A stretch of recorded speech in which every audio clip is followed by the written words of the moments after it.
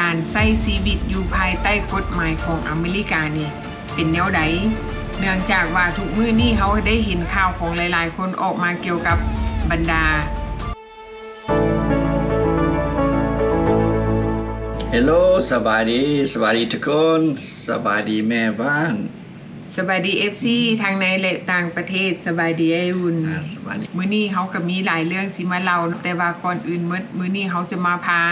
พี่น้องไปเบิ่งภาพเหตุการณ์ที่ว่า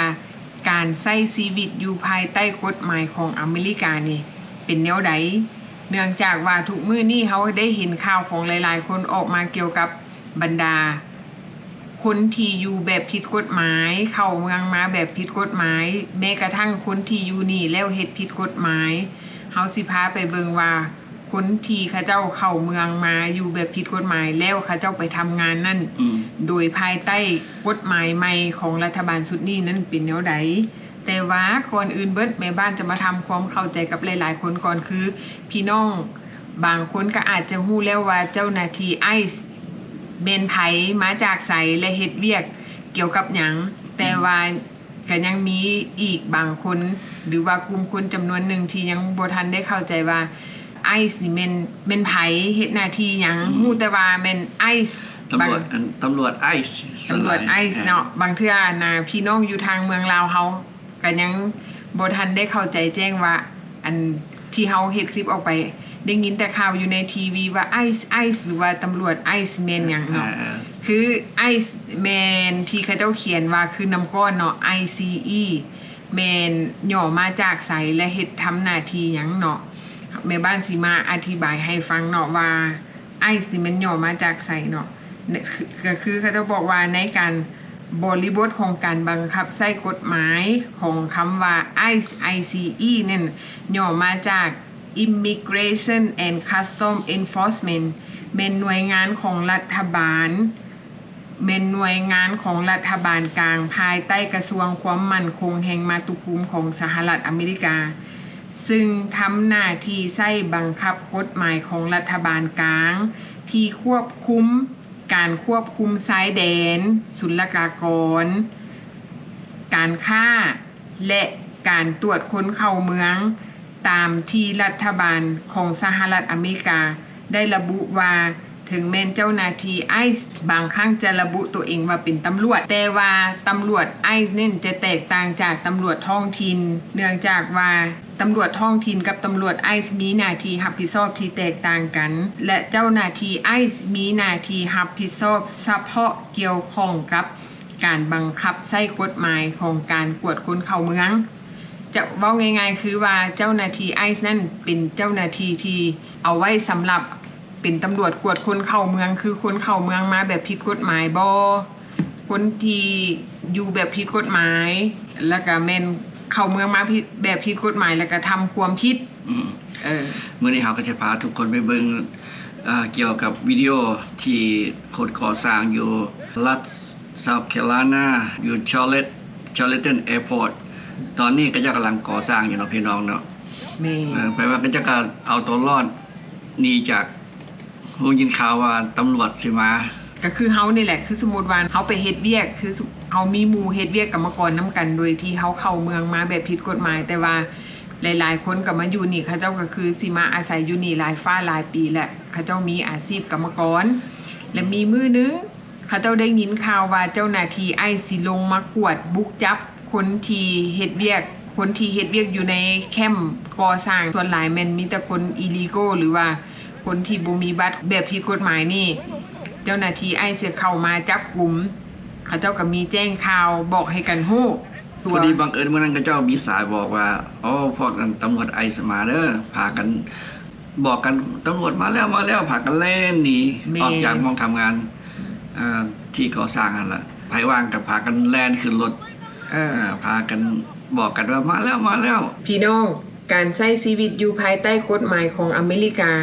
เนื่องจากว่าทุกคนที่เขาเจ้ามาเฮ็ดเวียกอยู่ไสก่อสร้างเนาะบางคนก็จะอาจเป็นคนที่ถูกต้องตามกฎหมายแต่บางคนจำนวนนึงก็อยู่แบบผิดกฎหมายแต่ว่าเขาเจ้าก็ยังมีความขยันหมั่นเพียรมีความมานะอดทนในการเฮ็ดเวียกแต่ก็เป็นตาน่าสงสารโดยที่มื้อนึง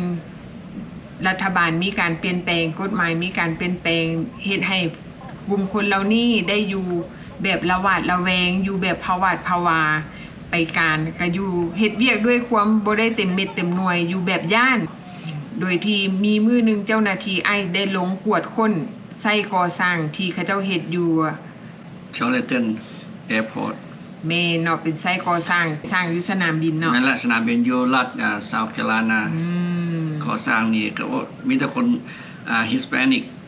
เมนต่างชาติ แม่นแล้ว Ice is in his Anna. big bro. I swear to God. เขาไปเห็นภาพบรรยากาศที่แบบว่าเขาเจ้าเล่นถือว่าเมนเล่นหนีตายเล่นหัวซุกหัวซุนเป็นแต่อีโตนมันบ่เป็นแผ่นดินไหวเด้อันนี้แม่นเขาเจ้าแลนลี่ตำรวจ เอาตัวรอด แลนเอาตัวรอด เพราะว่าเขาเจ้าได้ยินข่าวว่าเจ้าหน้าที่ไอ้กำลังมา อืม โดยที่เขาเจ้ามีสายรายงานอยู่ในแคมป์คนงานของเขานั่นแหละเขาเจ้าส่งสัญญาณให้กันว่าโอ้ตอนนี้ตำรวจไอซ์กำลังมาเด้อให้ทุกคนหีบเฝ้าเอาหนีเอาตัวรอด แล้วแต่ไผสิหนี แม่นแล้วตอนนี้ท่านใดขึ้นรถคันใดขึ้นคันนั้นซะก่อน แม่น ก็เจ้าก็ซอยกัน ซอยกัน หลายคนนึงก็เอาญาติกันขึ้นรถคันเดียวรถทรัคคันเดียวก็พากันไป คือแต่ว่าเนาะรถคันเดียวเนาะคนหนีตายอันห้องน้อยๆจากขี่นั่งได้4คน10คนเข้าไปอยู่ในหันกันยัดกันเข้าไปได้ เพราะว่านี่แหละเนาะเขาเจ้าห้องว่านาทีชีวิตแท้ๆเนาะพี่น้อง ก็เป็นไตตนเนาะ เป็น เฮา แต่ เห็น อีตน ครับชีวิตที่แบบอยู่แบบผิดกฎหมายครับ เมนอยู่ด้วยความระหวาดระแวงเนาะพี่น้องเนาะ ก็เจ้าขี่ออกไปก็เจ้าก็ผู้นี้รถอันน่ะตำรวจผ่าน ส่วนทาง ส่วนทางเนาะ อืม ก็เจ้าก็โชคดีไป แบบว่าตมันคืออยู่ในละครคืออยู่ในหนังเนี่ยแบบว่าพระเอกหนีกับโจร อืม และตำรวจมาจังสินะ อืม แบบว่าเขาเจ้ามีความหนึ่งมาแบบว่าตอนนั้นคือสิแบบว่าหนีเอาตัวรอดก่อนบ่ห่วงหยังเบิดบ่ห่วงชีวิตบ่ห่วงความปลอดภัยไปซะก่อนหนีจากบอนที่มันเกิดเหตุซะก่อนแล้วหลังจากนั้นจึงมาว่ากันใหม่ว่ามันเกิดหยังขึ้น มันก็เป็นหลายๆเหตุการณ์แล้วก็อีกแคมป์ก่อสร้างหนึงอันนี้กับพวกผู้หญิงหนีตายคือกันพี่น้องเขาเจ้าก็เล่นทำอีเท่าเห็นคือใส่ว่าตอนแผ่นดินไหวคนแลนหนีตายแลนออกจากตึก อันนี้แม่นแลนหนีตายที่แบบว่าหนีออกจากเจ้าหน้าที่ไอทีเขาเจ้ากำลังเดินทางมาสิมาจับกุมพวกผู้หญิงเบิ่งหุ่นผู้ใดก็มีแต่ผู้ใหญ่ๆเนาะ โอ้ รถกับคันน้อยๆจากรถคันน้อยก็กลายเป็นคันใหญ่ในทันทีเขาเจ้าแบบว่ามีเท่าใดเอาขึ้นจนเบิดทันอันใดได้ขึ้นอันใดได้ก็ขึ้นไปซะก่อน อืม แต่ว่าหัวหน้าเขาเจ้าก็เป็นใจได้อุ่นแบบว่าเขาเจ้าซอยลูกน้องนะว่า ตอนนี้เจ้าหน้าที่ไอ้กำลังมาแล้วเด้อให้ทุกคนเฝ้าหนี้ แม่นก็อีตนคนงานเฮาคือกันเนาะ แม่น ก็ย้อนกลับมาหาอันนั้นหางานเฮ็ดงานเลี้ยงครอบครัว เป็นคนหาเช้ากินค่ำ แม่น บางคนที่แบบว่ากำลังไปส่งเงินฝากเงินเมื่อบ้าน ให้คนในครอบครัว เจ้าหน้าที่ไอซ์กับไปจับเอาอยู่บอน โอ้ยตายตน ไปจับเอาอยู่บอนฝากเงินเลยเนาะ แม่นเฮาก็บางคนก็พวกตำรวจไอซ์ก็เจ้าก็ไปจับคุบตามถนนหนทางก็เจ้าก็แล่นพยายามแล่นหนีแต่หนีบ่รอด นี่บ่รอด อืม เพราะว่าอย่างเพราะว่าเจ้าหน้าที่เขาเจ้าก็มีอาวุธครบมือ อืม เพราะว่ามันอยู่ใต้กฎหมายได้เขาสิหนีไปใส่เขาอยากนำเอาเฮาอยู่แล้วเขาเจ้ามีเป้าหมายอยู่แล้ว เพราะฉะนั้นแหละสิหนีไปใส่กะหนีไปบ่มงก้มบ่วิดว่าซั่นซะ แม่นนั่นล่ะบ่แม่นแต่ไปมองก่อสร้างเด้แล้วก็เจ้าก็ไปมองกันที่สตรีทฟู้ด โอ้ ก็เจ้าขาย ขายอาหารตามแคมทางเนาะ แคมป์ทางแบบบ้านเฮา อันนี้อยู่รัฐแคลิฟอร์เนีย อยู่ลอสแอนเจลิสก็จะขายตามมีก็มีล้อกระลิ่งบ่ ล้อกะลิง แล้วก็ขายอาหารตามถนนหนทาง แต่อีตูนเนาะเพราะว่า แม่นแล้ว เพราะว่าอย่างคนขายก็ตั้งใจมาขาย คนซื้อก็ตั้งใจมากิน อันนั้นมันเป็นแบบประเพณีของกระเจ้านะมันตอนเที่ยงตอนกลางคืนก็จะออกไปกินข้าวธรรมดา ออกไปซื้อกินข้าวไปบ้านเฮา จับ บรรยากาศไปบ้านเฮา จับทั้งคนซื้อจับทั้งคนขายได้จังซี่นะ นี่อาจจะเป็นไปได้เพราะว่า กระเจ้ากับหลังจากนั้นกระเจ้ากับกระเจ้ากับทีมทุกสิ่งทุกอย่างบ่มีคนขายฟู้ดทรัคก็โอ้ อ้ยเพิ่นก็ออกมาจมเลยว่าโอ้ยเขาจับคนงานเพิ่นไปเบิดแล้วบ่มีคนเฮ็ดงาน แม่น มันเฮ็ดให้เฮ็ดบาปกับเจ้าเนาะ แม่นมันเป็นชีวิตที่น่าสงสารก็คือหลายๆคนฮู้จักนั่นแหละก็คือเฮาเองนี่แหละ ที่แบบว่าเฮาต้องได้ดิ้นรนได้ซอกอาชีพสัมมาอาชีพสิ่งใดที่เฮาสามารถเฮ็ดได้เฮาก็เฮ็ดในสิ่งที่เฮาถนัดก็คือบรรดาคนฮิสแปนิสที่เขาเจ้าเข้ามาเขาเจ้าถนัดเรื่องการเฮ็ดเวียกกรรมกรบ่เฮ็ดเวียกตัดหญ้าบ่ล้างห้องน้ำบ่เฮ็ดเวียกอาชีพที่สุจริตสำหรับเขาเจ้า แต่ว่าบ่นึกบ่ฝันว่ามีมื้อหนึงอาชีพสุจริตของเขาเจ้านี่จะมา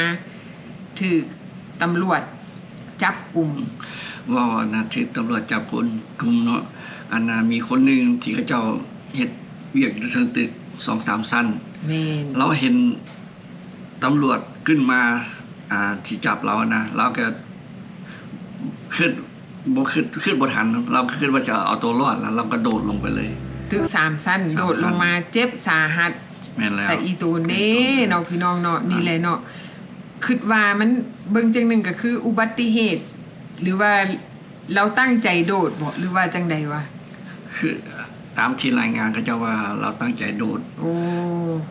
เราหนีตำรวจไอซ์เราก็สิคิดว่าเราสิโดดวิทย์ แล้วเราลืมไปว่าตึกนั่นมันสูง ก็มีคันใดการคันใดอยู่คันใดคือแบบตำรวจก็จะเอาขึ้นไปนะ แม่นคือคันใดหนีไฟ เออ บัด เราก็ตัดสินใจโดดลงเลย นี่แหละเนาะความย่านเฮ็ดให้เฮาขาดสติ จากสิหนีตำรวจก็เลยกลายเป็นแบบว่าเฮ็ดให้มันเกิดอุบัติเหตุโดดลงมาโดยที่แบบว่าบ่ได้ตั้งใจบ่ได้ตั้งตัวหั้นน่ะก็เลยเฮ็ดให้เราบาดเจ็บสาหัสเฮานี่เฮาก็เป็นกำลังใจซอยเราเนาะอย่างขี้ร้ายก็ให้เราแบบว่าพ้นจากขีดอันตรายซะเนาะ แม่น เราโดดลงมาจากตึก3ชั้นโอ้ เออ ถือคันเราแบบว่าคันรอดก็ถือว่าโชคดี แม่น อันนี้ก็เป็นอีกแบบว่าอีกภาพหนึ่งที่ให้ทุกคนได้มาเห็นน้ำกันว่าการใช้ชีวิตอยู่อเมริกา มันบ่ง่ายถ้าหากว่าเฮาเข้ามาอยู่นี่แบบผิดกฎหมายเนาะเมื่อก่อนมันอาจจะง่ายเพราะว่าระเบียบเพิ่นก็บ่ได้เคร่งครัดคือปัจจุบันนี้แต่ว่าณปัจจุบันนี้นี่แม่นทุกสิ่งทุกอย่างทุกอาชีพแม่นอยู่แบบระวัดระแวงคือเฮาว่านั่นแหละ แม่น เป็นตาย่านเนาะพี่น้องเนาะ ซ้ำบ่แล้วพวกเอเจนต์ไอซ์เอเจนต์ก็ไปนะคอร์ทเฮาส์อีกได้ แม่น ที่ไปรอไปจับ ไปจับเอาอยู่ศาล แม่นแล้ว หลังจากที่ผู้พิพากษาตัดสินว่าโอเค ผู้นี้ถูกพิพากษาว่าเฮ็ดอยู่อเมริกาแบบผิดกฎหมายต้องได้ถูกในประเทศดังย่างออกมาจากหันเขาก็เล่นคูบเอาโลด แม่นแล้วก็เจ้าลัดเอาจากทางหน้าว่าเจ้ายาวออกมาเลย แล้วก็อีกคลิปหนึ่งที่โศกเศร้าที่สุด คลิปนั่นก็คือเจ้ามาจับเอาพอจุตนาบ้านเลยลูกสาวแล้วก็ให้โอ้อันนี้ก็คลิปน่าเศร้าพี่น้องอีตนที่ลูกกับเจ้าลูกยังน้อยให้เอาพอแยกลูกแยกครอบครัวกันคือคันภาษาลาวเฮาก็สิว่ารัฐบาลชุดนี้นี่ก็เฮ็ดให้หลายๆครอบครัวบ้านแตกสลายขาด เขาเห็นคลิปแต่ละคลิปเนาะพี่น้อง น่าสงสารเนาะน่าสงสารคนโมเมนต์อันเขาเจ้าไปเอาแยกลูกกับพ่อที่ไปจับพ่อเนาะลูกก็ให้ความหมายก็สิว่าอย่าเอาพ่อค่อยไปทอดนะ แล้วก็ลูกยังน้อยยังมี2คนพี่น้องแม่นแต่ว่าเจ้าหน้าที่ไอซ์เขาเจ้าก็บ่ได้ใช้ความรุนแรงเพราะว่ามีเด็กน้อยเขาเจ้าก็คอยเหย้าเอาอุ้มเอาเด็กน้อยออกจากพ่อแยกพ่อแยกลูกอันนี้ก็ขอให้เข้าใจเนาะอันนี้ก็เจ้าเฮ็ดตามหน้าที่ของพระเจ้าตามที่หัวหน้าก็จะสั่งผู้ที่ YouTube ถือตามกฎหมายมีหนังสือก็บ่เป็นหยังอันนี้ก็เจ้าก็เฮาเฮ็ดได้เนาะเฮาอยู่ตามผิดกฎหมายบ้านเมืองของเพิ่นหาก็เลยจำเป็นแต่ว่าเจ้าหน้าที่ไอซ์เขาเจ้าคันเขามาจับบางบอนบางสถานที่ที่เขาเจ้าจับเขารวบเอาไปเบิดเลยได้เอาไปเบิดแล้วเขาเจ้าไปคัดแยกออกเอาว่าคนใดเป็นซิติเซนคนใดที่อยู่แบบผิดกฎหมายคนใดที่อยู่เข้าเมืองมาแบบผิดกฎหมายเขาเจ้าออกไปแยกน้ำหลังแต่ว่าตอนขณะที่เขาเจ้าเห็นคล้ายๆคือเขาเจ้าวานแห่นี่นะเอาไปก่อน เพราะว่า เอาเนาะ เมนเพราะว่าถ้าหากว่าเขาเจ้าไปรวบเอาคนที่แบบว่าคนออกมาซอยกันหลายๆคนคือเขาไปจับเขาเจ้ามีรายซื้อไว้อยู่ในมือแมันบ่ไปหมู่บ้านนี่ว่าสิไปเอาเท่าอุ่นจังซี่บังเอิญคนในหมู่บ้านออกมาซอยกันประท้วงซอยกัน แต่ว่าในเมื่อคนออกมาประท้วงมาคัดขวางเจ้าหน้าที่เขาเจ้ารวบไปเบิดเลย แม่นๆ แล้วหลังจากนั้นเขาเจ้าจึงไปแยกเอาต่างหาก ยังอีกคลิปหนึงพี่น้องที่ไปเบิ่งกันที่เขาเจ้าอยู่ในขี่รถแว่นอยู่เนาะเขาเจ้าก็ไปทำงานคือกันเขาเจ้าก็ไปดึงเอา ไปดึงเอาอยู่ในรถเพราะว่าอย่างเพราะว่าคนฮิสแปนิสเวลาเขาเจ้าไปเหตุการณ์เนาะเขาเจ้ารถคันเดียว แล้วเขาเจ้าก็ไปหับเอาแต่ละบ้านไป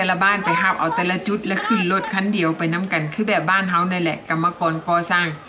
มีรถกระบะคันนึงแม่นบ่แล้วก็กรรมกรก่อสร้างขึ้นทั้งหลังรถหั่นไปนํกันเพราะว่าไปใช้ก่อสร้างบ่อนเดียวกันเด้อันนี้มันก็เป็นภาพบรรยากาศที่เฮ็ดให้เฮาย้อนคิดเห็นว่าสภาพคนอยู่บ้านเฮาเนาะก็คือคนอยู่เมืองลาวไปเฮ็ดเวียกอยู่ประเทศเพื่อนบ้านจังซี่การใช้ชีวิตอยู่ประเทศเพื่อนบ้านเฮาก็ไปแบบผิดกฎหมายคือกันไปใช้แรงงานอยู่บ้านเพิ่นเนาะก็ย้อนว่าบ้านเฮามันทุกข์เฮาจึงไปเพื่อหยังเพื่อว่าเฮาไปหาเงินเพื่อชีวิตที่ดีขึ้นเพื่อคนที่อยู่ข้างหลังก็คือคนอยู่ในครอบครัวนั่นเองก็คือคนฮิสแปนิสที่เขาเจ้ามาเฮ็ดเวียกอยู่อเมริกานี่มาทั้งทุกข์ทั้งยากแล้วก็มาเจอกับปัญหาวิกฤตในชีวิตก็คือได้มาต่อสู้กับกฎหมายอยู่นี่ต่อสู้กับแรงงานกับเจ้านายยังบ่แล้วยังมาต่อสู้กับกฎหมายบ้านเมืองของเพิ่นอีกซึ่งเป็นกฎหมายที่เฮาบ่สามารถต่อสู้ได้และก็บ่มีทนายความคนใดสามารถช่วยเหลือเฮาได้อันนี้แม่นต้องได้ยอมรับความจริงแล้วก็ต้องได้ทำใจก็เป็นสิ่งที่เฮาเฮ็ดได้ก็คือเฮาอีโตนแล้วเฮาก็ให้กำลังใจเขาเจ้าก็บ่ฮู้สิให้กำลังใจแนวใดเนาะเห็นแล้วมันรู้สึกว่าเศร้าใจอันนี้ครับก็มาแชร์พี่น้องเบิ่งเนาะอันนี้มันเหตุการณ์เกิดแท้เขาเจ้าเฮ็ดแท้นี่อันนี้แม่นเหตุการณ์ที่มันเกิดขึ้นณปัจจุบันนี้แต่ละมื้อนี่มันก็เป็นแบบนี้แหละเพราะว่าหยังเจ้าหน้าที่เขาเจ้าก็เลือกบอลลงกวดเขาเจ้าก็สิมีลิสต์ของเขาเจ้าว่าแต่ละมื้อเขาเจ้าสิไปกวดบอลใดจุดใดเป้าหมายของเขามันแม่นอันใดแต่ว่าณปัจจุบันนี้เจ้าหน้าที่ไอซ์นี่เขาเจ้าก็ยังบ่ได้ลดละหรือว่ายังบ่ได้ลดน้อยถอยลงเกี่ยวกับเป้าหมายที่จะจับคนที่อยู่สหรัฐอเมริกาแบบผิดกฎหมายแล้วคนอยู่นี่เฮ็ดผิดกฎหมายเนาะเฮามาทำความเข้าใจนํกันสุดแล้วแต่ว่าเขาเจ้านั่นจะเอามือหนึ่งจากคนแล้วไปเอาบอลใดแด้นี่คำนวณเขาเจ้ามือละ 3,000 แม่นอันนี้ก็เป็นภาพเนี่ยบรรยากาศของคนฮิสแปนิสที่มาอยู่นี่แต่ว่าเฮายังบ่ทันได้เห็นพี่น้องลาวเฮาเทื่อเพราะว่าพี่น้องลาวเฮาบ่ได้ไปเฮ็ดเวียกแบบเป็นกลุ่มเป็นก้อนคือแบบนี้คนลาวเฮาก็อาจจะไปเฮ็ดเวียกอยู่ร้านอาหารแต่ว่าตอนนี้เฮายังบ่เห็นเจ้าหน้าที่ไอซ์ที่ไปจับกลุ่มคนลาวที่เฮ็ดเวียกอยู่ร้านอาหารเทื่อแต่ว่าพอตูทรัมป์เราเปลี่ยนใจแล้วที่ว่าคนใดที่เหตุการณ์อยู่ร้านอาหารเจ้าหน้าที่ไอซ์มีสิทธิ์เข้าไปจับกลุ่มได้เดี๋ยวนี้เขาบ่สนแล้วว่าเจ้าหน้าที่เวลาเขาบุกไปแล้วเขาต้องไปโซเขาต้องได้ไปโซหนังสือให้เจ้าของห้างก่อนเดี๋ยวนี้เขาบ่โซแล้วเขาเอาไปซะก่อนแล้วหลังจากนั้นเขาเจ้าจึงไปให้เขาไปอธิบายตามภายหลังหรือว่าส่งเขาไปขึ้นศาลแล้วไปอธิบายตามภายหลังอยู่ศาลนี่เขาก็ฝากเตือนพี่น้องชาวลาวเฮาไว้ว่าอยู่แบบมีสติระวังตัวหลีกเลี่ยงบอนซุมเซลหลีกเลี่ยงบอนที่จะถูกเจ้าหน้าที่จับกุมขอให้ทุกคนอยู่แบบปลอดภัยเนาะพี่น้องเนาะถึงเขาจะอยู่กันไว้ก่อนกันไว้ดีกว่าแก้เดี๋ยวมันแย่แล้วเขาสิแก้บ่ทันเนาะพี่น้องเนาะเจอกันใหม่คลิปหน้าเด้อสำหรับคลิปนี้ขอลาไปก่อนเด้อพี่น้องเด้อบ๊ายบาย